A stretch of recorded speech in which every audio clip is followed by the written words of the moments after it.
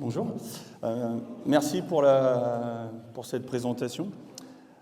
Merci beaucoup aux organisateurs de m'avoir invité. Merci beaucoup à Yvan Paquet, président de l'association de psychologie positive de l'océan Indien. Alors la présentation, moi je ne vais peut-être pas me représenter. Je pense que c'est bon. Je suis maintenant donc maître de conférence. Mais avant, j'ai une vie antérieure. J'étais professeur d'éducation physique et sportive pendant 18 ans en établissement scolaire. En lycée professionnel industriel, alors lycée professionnel industriel en général en France c'est plutôt, c'est un choix par défaut en général qui est fait par l'enseignant plutôt que l'élève. Donc c'était parfois dans des conditions un peu difficiles. Et puis j'ai terminé ma carrière dans le second degré en tant que professeur d'éducation physique et sportive dans un collège de réseau d'éducation prioritaire. C'est un petit peu moins difficile que la ZEP chez vous. Mais bon, c'était assez sympa. À l'école, je pense, et ça fait l'objet de pas mal de discussions avec des collègues, et d'ailleurs même là, le SPE d'ailleurs en fait, est-ce que vous savez ce que c'est le SPE? C'est là où on forme des profs en France. C'est l'école supérieure du professorat de l'éducation. Et donc ce que je dis là, y compris avec des collègues de l'ESPE, quand je discute avec eux, donc il est très clair que l'école, c'est fait pour que les élèves apprennent des choses, qu'ils acquièrent des connaissances, des capacités, qu'ils deviennent compétents, qu'ils acquièrent des valeurs. Ouais. Qui n'est pas d'accord avec ça? Enfin, c'est quand même l'objectif principal de l'école. Maintenant, la question, c'est de savoir si l'école doit aussi prendre en charge le bien-être des élèves. Parce que finalement, est-ce que c'est vraiment le souci de l'école que de se charger de ça? Et en discutant avec des collègues, j'ai des collègues qui très clairement annoncent la couleur, quoi. Ils me disent non, le bien-être des élèves, c'est pour les parents. Un peu de technique.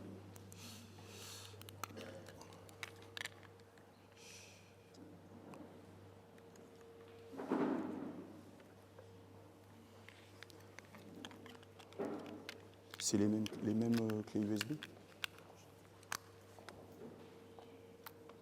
Non. Là.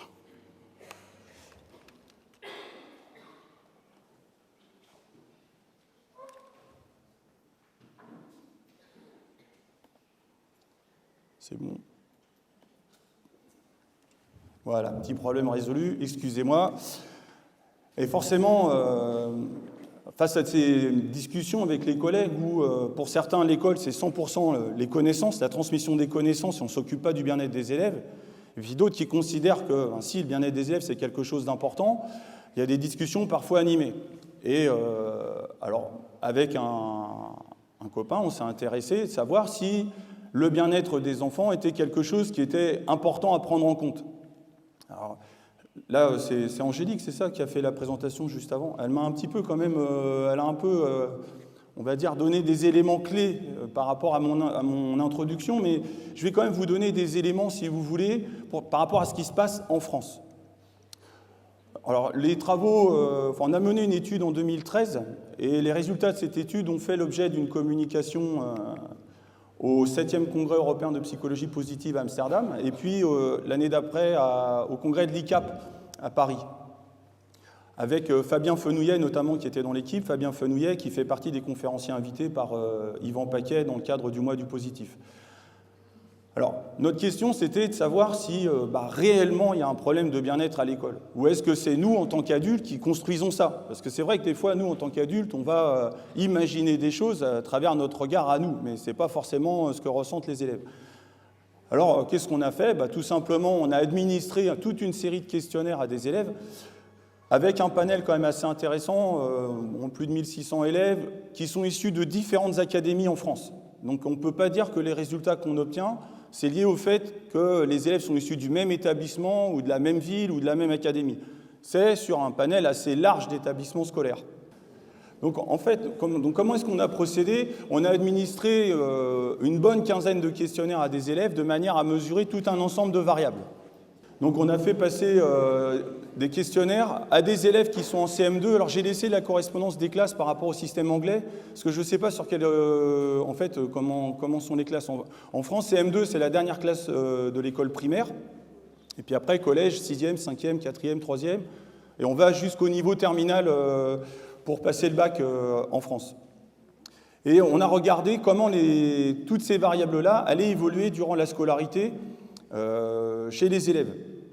Donc en termes de bien-être, il est très clair qu'on voit bien qu'après le CM2, ça chute considérablement. D'accord ? Donc on voit vraiment cette baisse, un petit peu comme si plus l'enfant avance dans la vie, moins il est heureux. On s'est intéressé aussi à l'intérêt pour l'école. Est-ce que les élèves ont un intérêt quelconque à venir ? Manifestement en France, à partir de l'année de première, ça devient intéressant l'école. Alors pourquoi ? Parce que c'est le début des épreuves du bac. Donc en première, ils passent les premières épreuves du bac et en terminale, le bac. Donc ça, c'est tout à fait logique. Mais par contre, on voit qu'au collège, l'intérêt pour l'école chute très fortement aussi. On s'est intéressé au flow. Est-ce que vous connaissez le flow ? C'est un concept qu'on doit à Mike Csikszentmihalyi. Le flow, pour la faire vraiment très brève, est-ce qu'il y en a parmi vous qui ont des adolescents à la maison ? Vous savez, quand vous dites à votre enfant le midi, viens on mange, et qu'il vous répond 5 minutes, j'en ai juste pour 5 minutes, je termine mon niveau au jeu, là, sur un jeu vidéo, j'arrive. Mais une demi-heure après, il est toujours dedans, quoi. Là, peut-être qu'il est dans le flow. C'est-à-dire qu'il est complètement immergé dans la situation, il a perdu complètement la notion du temps, il ressent beaucoup de plaisir, et puis vous, derrière, vous êtes toujours en train de râler pour le faire descendre. Et c'est très compliqué, ça. Alors, ce serait bien s'ils étaient dans le flow à l'école, mais là, malheureusement, ils ne le sont pas. Alors, je vais le dire autrement, vous vous doutez bien que quand l'enfant il est dans le flow, il ne s'ennuie pas. Et là, malheureusement, il semblerait quand même que pendant une grande période de sa vie scolaire, il s'ennuie à l'école. Ça, c'est pas de nature à générer du bien-être. Alors, on a pris un autre indicateur aussi, le sentiment d'efficacité personnelle. C'est le fait de penser qu'on a les ressources requises pour réussir. Plus l'enfant avance dans l'école, moins il pense qu'il a ce qu'il faut pour réussir. Moins il pense qu'il est équipé pour réussir. Alors on pourrait avoir un raisonnement d'adulte et dire, bah oui, plus on avance en âge, plus on lit des choses, plus on apprend des choses et plus on est conscient de notre ignorance. Oui, mais ça, c'est un propos d'adulte. Ce n'est pas un propos d'enfant à l'école. On s'est intéressé aussi aux émotions. Et les émotions, ce qu'on a pu voir, c'était que les émotions positives avaient tendance à décroître, alors que les émotions négatives avaient plutôt tendance à augmenter. On a voulu en avoir le cœur net sur cet aspect-là. On a conduit une autre étude, dont les résultats ont été publiés récemment, entre autres avec Yvan. Et ce qu'on observe, en fait, c'est que, certes, les émotions négatives progressent, mais c'est surtout les émotions positives qui décroissent très fortement. Alors, là, on peut imaginer que nos élèves ne sont pas équipés, finalement, pour apprendre à gérer leurs émotions, si vous voulez, mais sur quelque chose de long terme, parce qu'on ne peut pas dire, là, que c'est de la faute de l'école, ce qui se passe. Enfin, j'espère. En fait, je pense qu'il y a une interaction, si vous voulez, entre les phénomènes de maturation chez l'enfant et puis un contexte environnemental. Mais n'empêche qu'il y a une situation, à partir de différents indicateurs, dont on pourrait penser qu'elle est inquiétante. Alors, quand on met toutes ces variables-là séparément, ça donne un tableau un peu qui n'a pas forcément de lien, si vous voulez. On s'est intéressé, si vous voulez, aux différents profils qu'on pourrait faire avec ces résultats. Et là, donc, c'est ce qu'on a fait. On a fait une analyse en cluster. Et qu'est-ce qu'on a pu observer, finalement, en regroupant... Donc, là, c'était juste une synthèse des résultats, parce qu'il y a aussi des indicateurs de dépression, d'autres indicateurs de bien-être. Et ce qu'on a pu ressortir, finalement, c'était qu'on avait seulement 20% d'enfants qui étaient en situation où tout va bien, quoi. 1/5 seulement. Tous les autres, il y a quelque chose qui peut poser problème, et notamment pour 9% des enfants qui vivraient des épisodes dépressifs. Je ne pense pas qu'on puisse dire qu'ils sont dépressifs, mais au moment où on leur a administré le questionnaire, ils vivaient un épisode dépressif. Alors, c'est quand même une situation, si vous voulez, qui est problématique de mon point de vue, parce que quand même, en France, on est quand même un pays riche, en France, et c'est quand même étonnant qu'on ait ce type de choses qui ressort. D'autant que derrière, on voit que potentiellement, il y a une problématique de santé publique aussi. Mais bon, Pour le moment, je vais oublier cette notion du bien-être et je vais y revenir plus tard. Pour me centrer un peu plus sur les stratégies à l'école, quand on enseigne. Mais c'est valable aussi quand on encadre des adultes en entreprise, c'est valable aussi quand on entraîne dans le domaine du sport. Finalement, comment est-ce qu'on peut s'y prendre? Parce que si c'était si simple, il n'y aurait pas d'échec scolaire. Et s'il y a de l'échec scolaire, c'est bien que c'est compliqué. Mais on pourrait finalement faire un peu une caricature, si vous voulez, des situations. On peut imaginer que l'enseignement, c'est quoi? C'est repérer tout ce que l'élève ne sait pas faire, et puis avoir un système où on va travailler sur ses manques à l'élève, quoi. Donc en fait, on évalue tout ce qu'il ne sait pas faire, quoi. Et puis l'enseignant, son objectif, ça va être de combler les manques. L'avantage, c'est que l'enfant va apprendre. À condition que son sentiment d'efficacité personnelle ne soit pas trop atteint à tel point qu'il n'accepterait pas de s'engager dans les apprentissages. Mais bon, c'est quand même une stratégie d'abord qui fonctionne, parce que je sais qu'il y a énormément d'enseignants qui fonctionnent comme ça. Moi, en âme et conscience, j'ai sans doute, quand j'ai commencé à enseigner, fonctionné aussi partiellement comme ça, mais aussi parce que j'ai été formé comme ça. Mais bon, d'un côté, les élèves apprennent, donc ça c'est plutôt bien. Par contre, il y a quand même un revers de la médaille. On veut aussi que les enfants prennent confiance en eux. Mais nous, qu'est-ce qu'on fait? Là, on est systématiquement en train de pointer ce qui ne va pas. En France, alors ici, j'espère que ce n'est pas pareil, mais en France, quand un enfant a 15 sur 20, on insiste sur les 5 points perdus. Les 15 points gagnés, on les oublie. On les oublie, les 5 points, tous les 15 points gagnés. On insiste bien, mais comment tu as fait? Pourquoi tu n'as pas eu 20, quoi? Tu as eu 15, pourquoi tu n'as pas eu 20? Voilà. Non, les parents ne font pas ça, c'est les profs qui font ça. Hein, je suis sûr que les parents ne font pas ça, pas du tout. Moi j'en ai deux, jamais j'ai fait ça avec mes enfants, jamais. C'est normal, président de l'Association française de psychologie positive, quand même, il faut montrer l'exemple. Mais bon, mais c'est vrai que comment faire, si vous voulez, parce que d'un côté, on pointe ces points faibles, et en même temps on demande à l'enfant de prendre confiance en lui. Alors peut-être qu'il y aurait des alternatives. Finalement, pourquoi est-ce que on ne se focaliserait pas plutôt sur ce qu'il sait faire de bien et puis qu'on renforce ses forces? Après tout, ça, ce serait quand même quelque chose de super positif. Il pourrait prendre confiance en lui, l'enfant. Donc, en fait, on pourrait imaginer un enseignement où, au début, on repère tous ses points forts à l'enfant et puis on le fait travailler dessus. L'avantage, c'est qu'effectivement, il va prendre confiance en lui. Mais alors, l'inconvénient, que va-t-il apprendre? Puisqu'on est sur la répétition de choses qu'il maîtrise déjà. Alors, en fait, on a une espèce de continuum avec deux extrêmes, là, et qu'est-ce qu'on fait avec ça, quoi? Parce que c'est vrai que l'avantage, si vous voulez, si on est sur l'identification des forces, l'enfant va prendre confiance en lui, il y a des chances qu'il réussisse forcément, puisque c'est ses points forts, donc il va en tirer aussi des émotions plutôt positives, donc pour son bien-être, c'est plutôt favorable.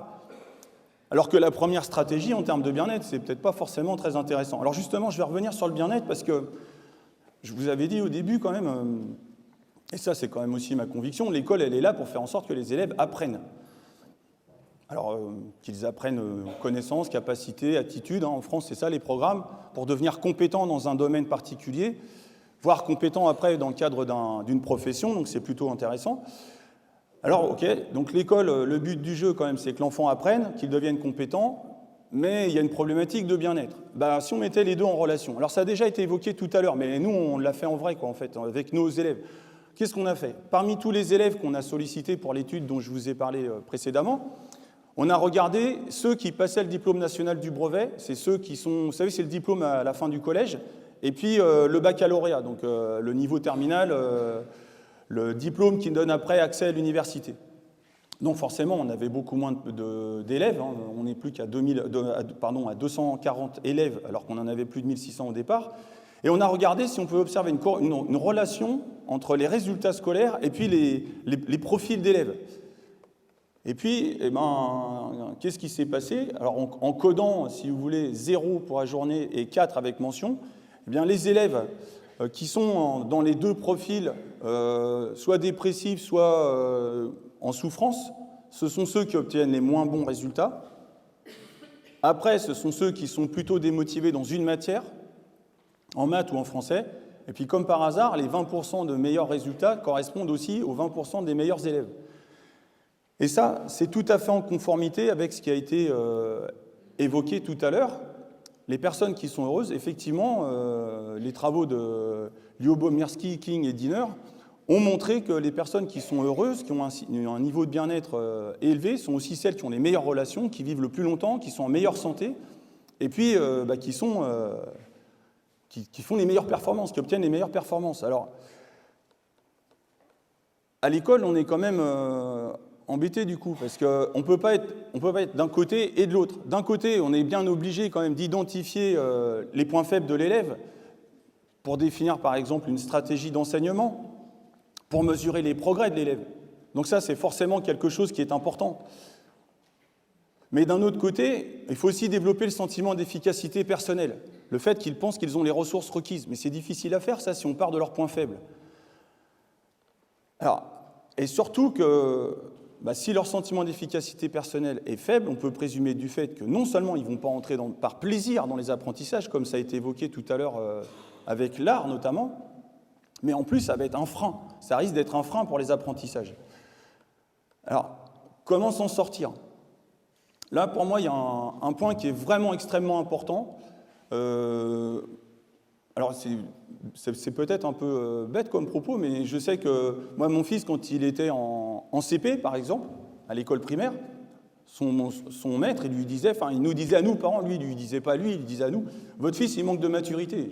C'est sûr, il a 6 ans, donc c'est un peu compliqué qu'il soit déjà mature, quoi. Après, il a eu un autre maître, il devait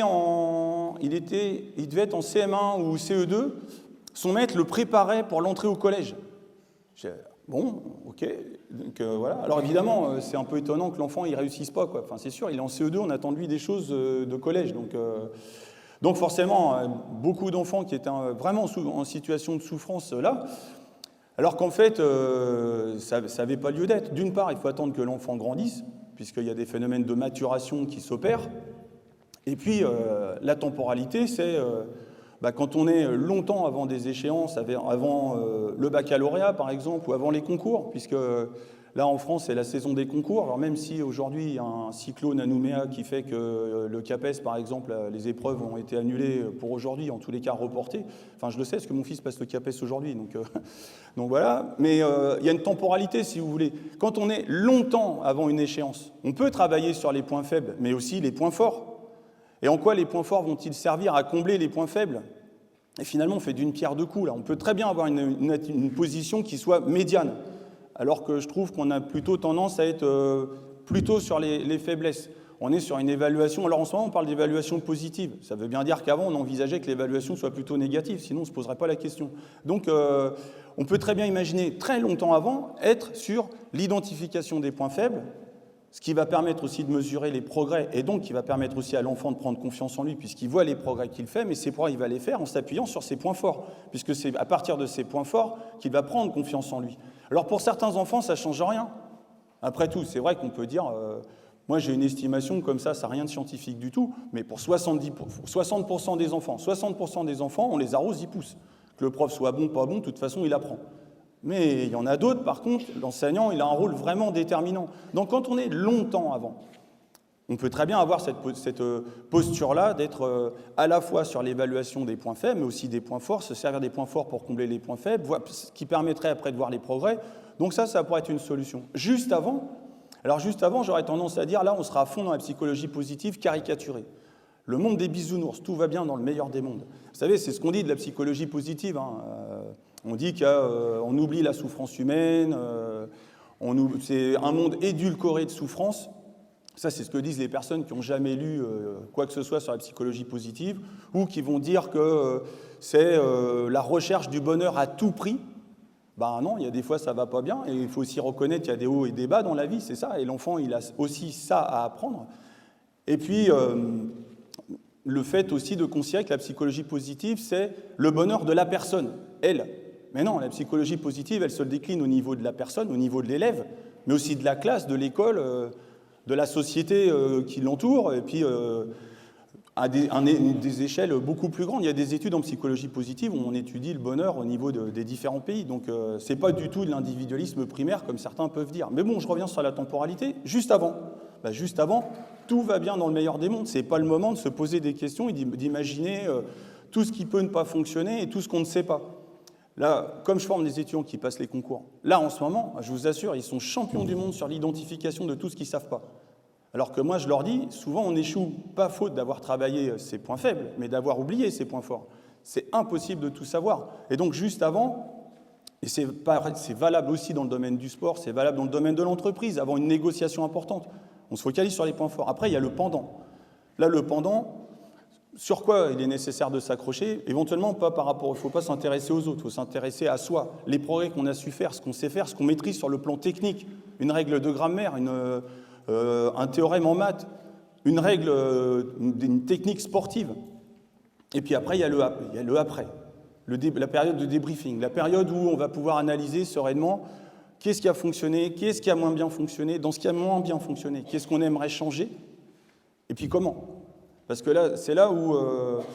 moi, je trouve qu'en France, en matière d'enseignement, on est très fort sur le constat. On est très, très fort. C'est-à-dire, on va dire un élève qui a eu 5 sur 20, c'est pas celui qui a eu 15, c'est celui qui a eu 5. Ah bah dis donc, t'as pas réussi ton contrôle. C'est vrai que... Alors 5 sur 20, c'est pas très bon, hein. C'est de 0 à 20. Donc 5 sur 20, on peut considérer qu'il a échoué. Donc il le sait qu'il a échoué, hein. Je pense que c'est pas la peine de lui dire. Mais sauf que l'enseignant, il va insister un peu là-dessus, si vous voulez. C'est un peu la double peine, quoi. Pour un peu que les parents remettent une couche, c'est bon. Donc, je sais que les parents font pas ça, je le sais bien. Alors, il est extrêmement important pour l'enfant, finalement, s'il a eu 5 sur 20. Il n'est pas question, quand on est enseignant, de vouloir gonfler la note et de lui faire croire que s'il a fait, ça mérite 15. C'est pas du tout ça. Il a eu 5 sur 20, il a eu 5 sur 20. Ça veut dire que si c'est mon élève à moi, je vais lui dire, écoute, j'ai pas réussi à m'y prendre comme il fallait avec toi, quoi. Il y a un truc où ça n'a pas fonctionné. Donc forcément, ça passe par une remise en question. Et puis, quelle solution on va apporter à l'enfant? Moi, mes étudiants, je leur dis tous, je leur dis, vous aurez en moyenne, la moyenne du groupe, ce sera grosso modo 12. Meilleure note 18, la moins bonne, elle sera 8 par là, et ce ne sera pas autrement. Sinon, je me mets une balle dans le pied, je suis un mauvais prof. Donc non, ça va m'embêter quand même. C'est pas pour autant que je trafique les notes, c'est pas vrai. Mais je pense que l'évaluation, la note, elle reflète aussi la qualité du travail du prof, quoi. Et c'est pour ça que, de mon point de vue, c'est extrêmement important de s'intéresser aux solutions potentiellement qu'on peut mettre en œuvre derrière. Alors, avec, si vous voulez, un point qui est devenu extrêmement important en France. Alors là, je vois bien combien vous êtes soucieux du bien-être des élèves. En France, il n'y a pas si longtemps que ça, quand je parlais du bien-être à des collègues, à la limite, ils me chambraient un peu, quoi. C'est vrai, toi, avec ta psychologie positive, je n'entrerai pas dans les détails. Mais en France, il y a un texte qui est sorti en 2015, programme de l'école, où là, c'est marqué noir sur blanc, le bien-être. D'accord? Le bien-être est entré de plein pied, si vous voulez, dans les programmes scolaires français. Alors, en éducation physique et sportive, bon, d'accord, ouais, c'est juste en éducation physique et sportive. Mais comme on est beaucoup sur l'idée d'une transversalité des enseignements, forcément, ça va impacter les autres disciplines scolaires. Ce qui fait que là, il va falloir qu'on se positionne clairement par rapport à l'idée du bonheur ou du bien-être. Alors, elle est belle, cette photo, elle a été prise à La Réunion, elle a été prise par ma conjointe. Qui forcément pensait à moi, donc j'espère que ce n'était pas la seule occasion d'ailleurs. Enfin bref, donc, qu'est-ce qu'elle veut dire cette photo, si vous voulez?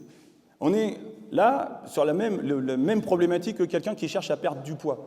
Quelqu'un qui cherche à perdre du poids, qui va se peser 10 fois par jour, elle ne va pas forcément perdre de poids.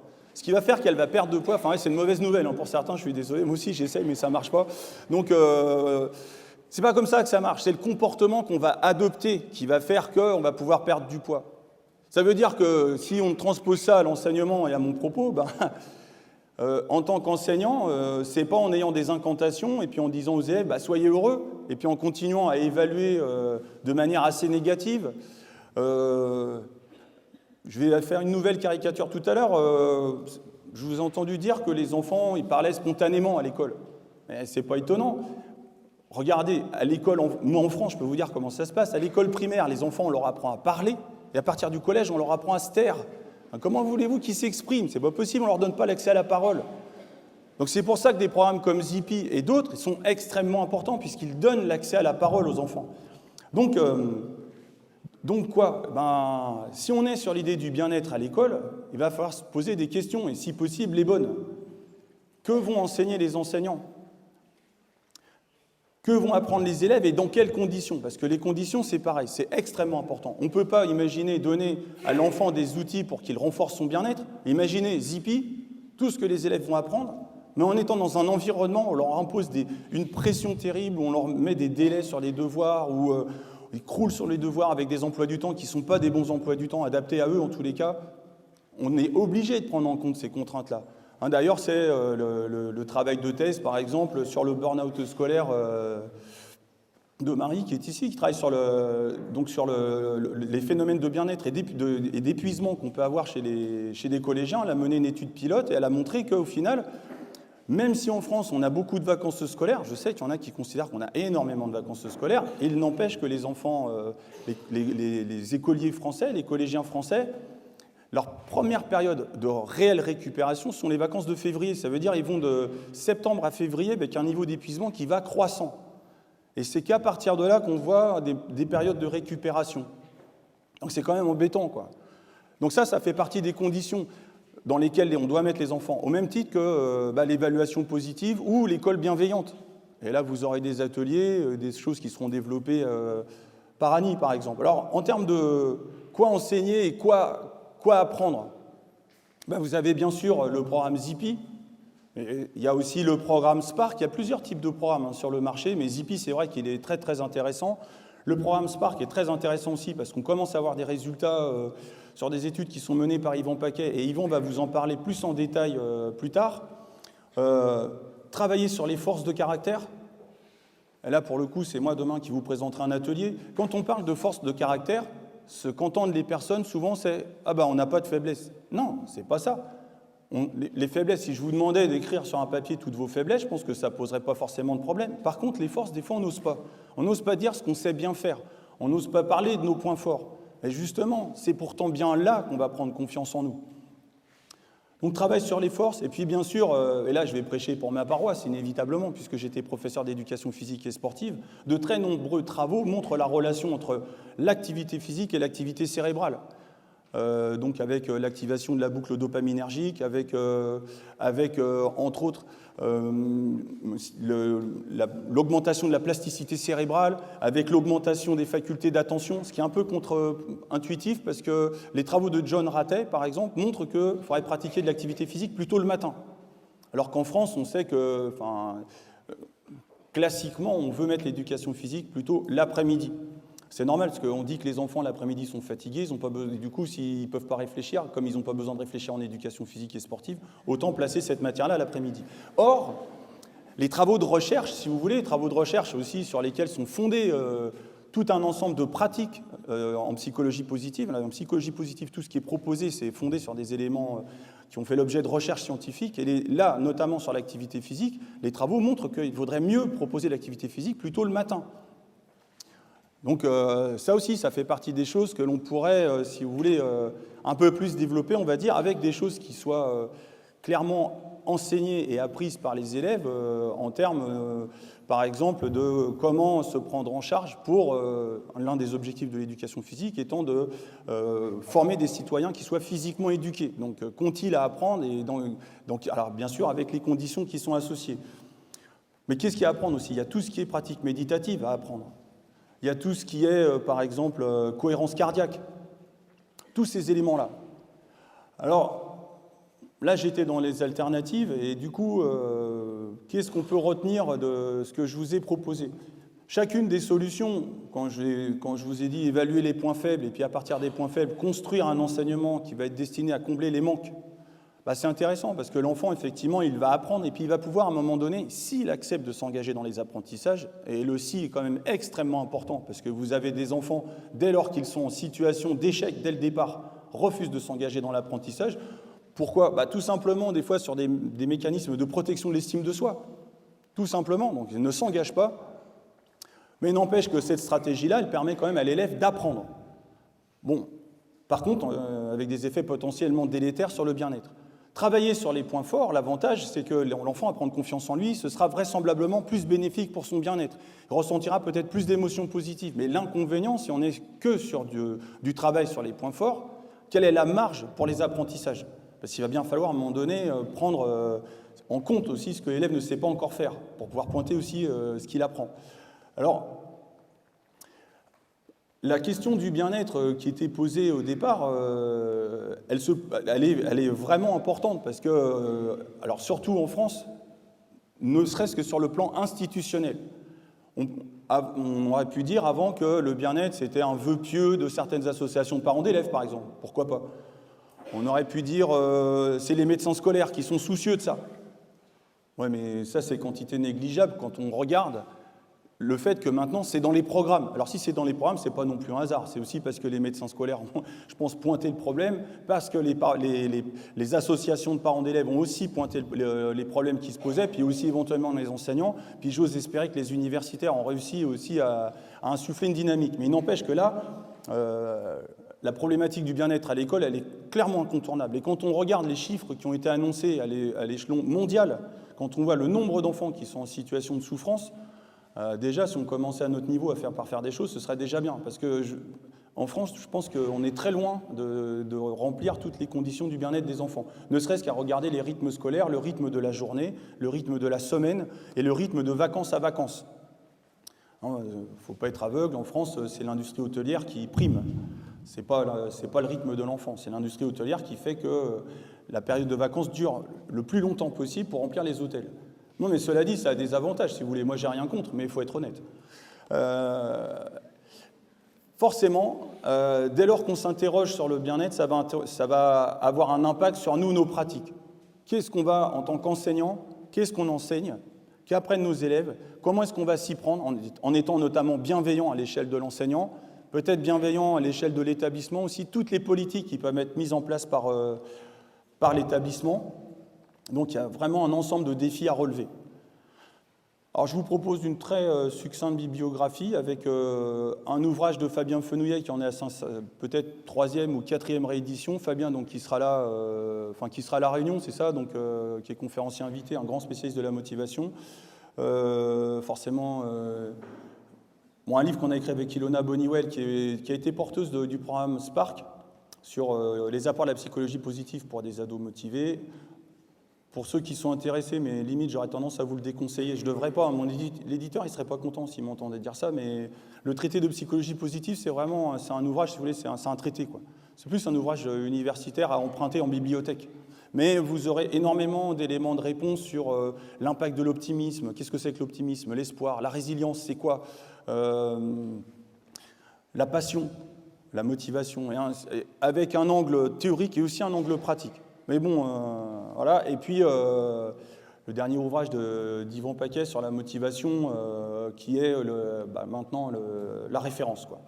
Voilà, je vous remercie beaucoup. J'assure toujours le service après-vente, donc je réponds toujours aux mails. Alors, vous êtes plus de 300, je ne devrais peut-être pas dire ça, mais de toute façon, je réponds toujours aux mails. Et voilà, je vous remercie de votre attention.